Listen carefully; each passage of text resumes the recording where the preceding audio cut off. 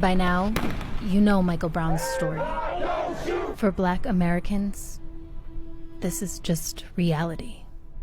It feels like it takes no time for you to get pulled over by the police, but we couldn't cover his body or get him out of the street for 4 hours. That type of trauma, it really seeps into the soil of a community. The thing about Ferguson you have to remember is people weren't just protesting the death of an unarmed Black teen. People were protesting revenue-generating policing and the resurgence of the modern-day debtor's prison to make people poor and keep people poor. Who are we? Mike Brown! Who are we? Mike Brown! Days of protests turned into weeks, weeks into months. Prominent voices became leaders, and leaders took charge of a movement. This country has always devalued Black bodies, has never seen Black people as worthy of protection or their rights. If you look around today, those same protesters are still on the ground, reimagining what justice should look like. Cash bail is the driver of this institution, and it's punishing people strictly for their poverty. Mike Brown and the work that we're doing right now is a continuation of the fight that he had in the middle of that street, when he was literally fighting for his life. In this new vision of St. Louis, Missouri, elected officials answer to them. We're not going to stop. Every single tool that has literally oppressed communities just like this, we on attack.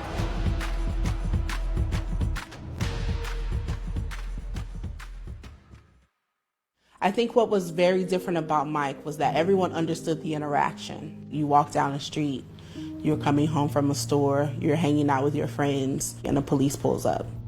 The conclusion of that interaction was far beyond what anyone thought possible. Kayla Reed is the co-director of Action St. Louis and one of the leading voices for justice reform in the city. I was a pharmacy technician that went out because she couldn't believe what happened. And 5 years later, I lead an organization that is building authentic power in St. Louis.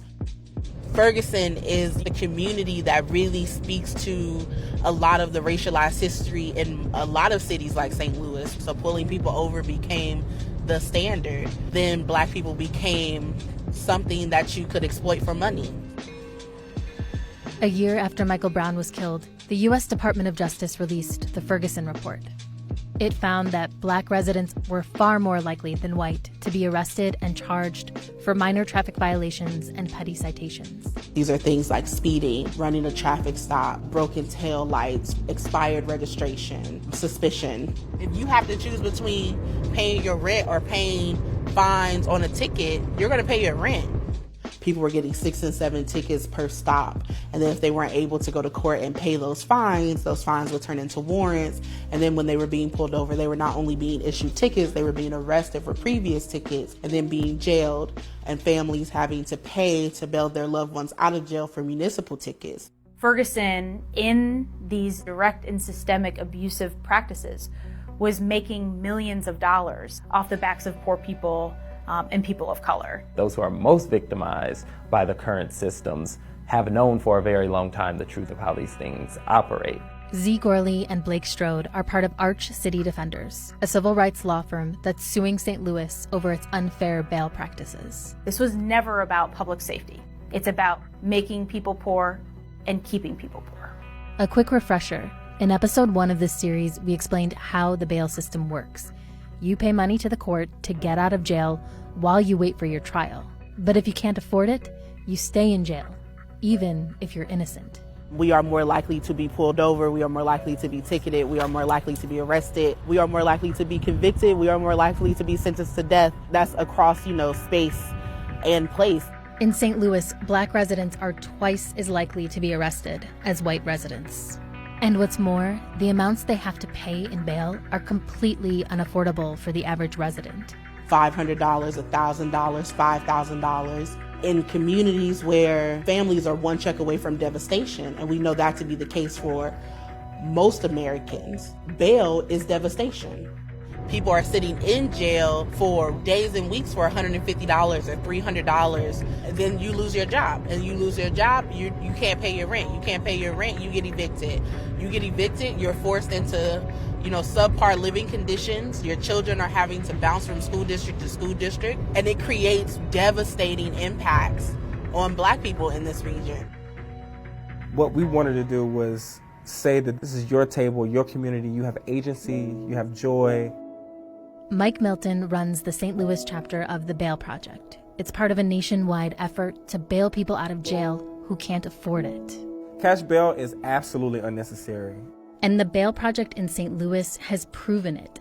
90% of the time, people who they've bailed out return to court.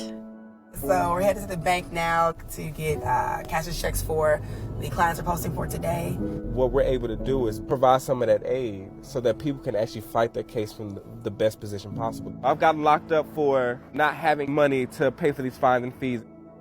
Me and my mom were driving to work and we got pulled over and both of us had warrants. Both of us got locked up. Both of us was in a cell next to each other. And we both lost our jobs at that time. And it's about literal generations of poverty being attacked because people cannot afford their freedom. That's why in St. Louis, they're not just trying to end cash bail. We want to close this facility. This is Montague Simmons. He's a social justice advocate who's been fighting for decades to shut down the St. Louis Medium Security Institution. Better known as the workhouse. It was first established as a literal workhouse. Folks were taken there, especially when they had debts, to break limestone. They would actually work off their debt.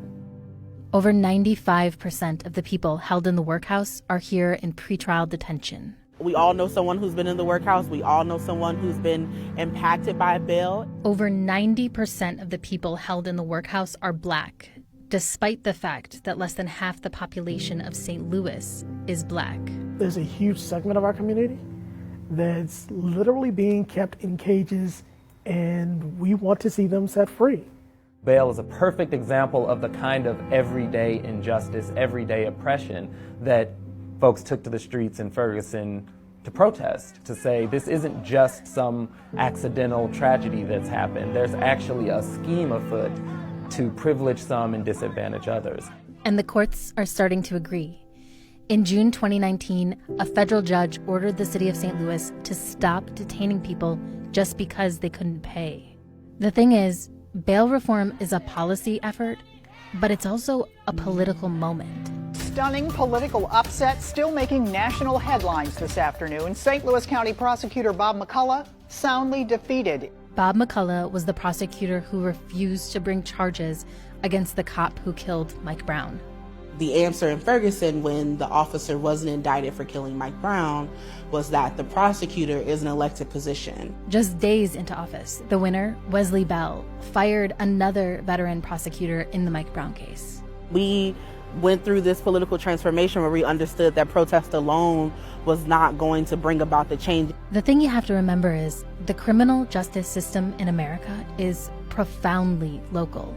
That means you don't need to wait for Congress. You don't even need to wait for the Supreme Court. It turns out change can happen as soon as people want it to, or better, as soon as they vote for it. Judges have that power to make change in the bail system. In 2016, a lawsuit was filed against Harris County, Texas, that basically said the bail system is screwed up and these are the people responsible for it. Judge Daryl Jordan was one of 16 judges named in the lawsuit, and he's very clear on the problems with bail.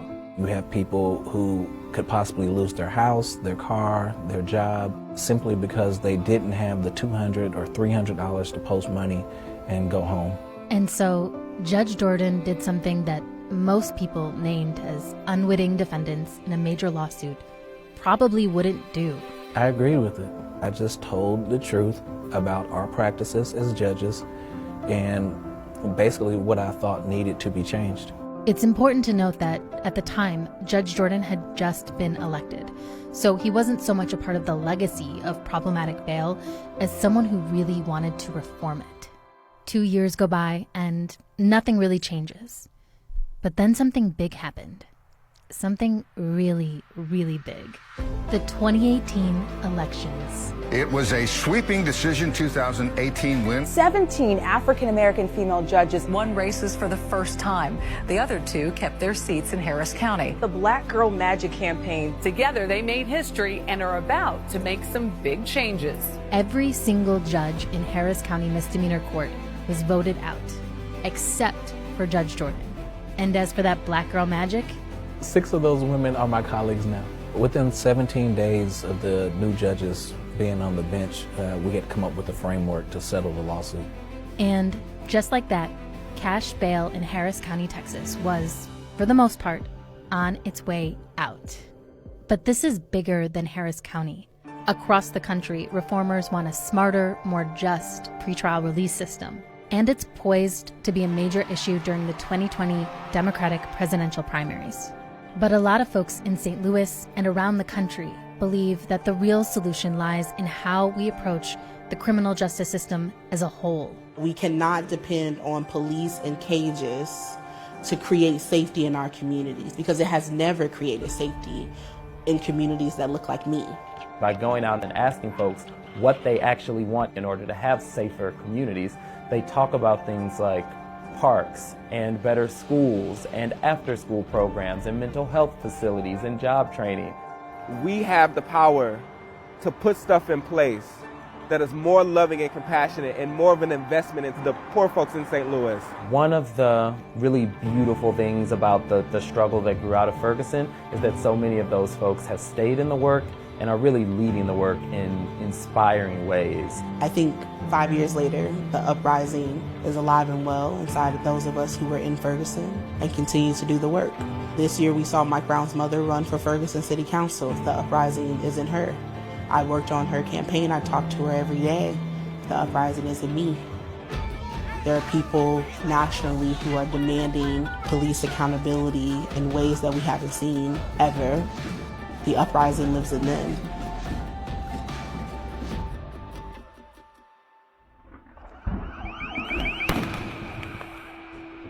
There are moments that stick with Mike, back on those nights when they were hitting the streets, demanding change. And I remember getting shot by rubber bullets. And I remember seeing the tanks coming down the street. And when I looked around and I saw all of these black faces passionately crying out, I saw Kayla and Montega at the front leading us and giving us the language that we wanted to give, that said that this is our freedom. And there is a war on black people in St. Louis, and there's a war on black people in America. And in order for us to love each other well, we have to fight for our freedom. And we can't stop. And we gotta go to war for him, and for his family, and for every black boy that want to walk down the middle of the street again. Hey guys, this is Angie. That was our final episode in our series about bail in America. If you want to learn about how the bail system works, head back to our first episode. And if you're interested in learning about how black women in particular are impacted, check out episode 2. Thanks for watching, and don't forget to like, share, and subscribe to AJ Plus.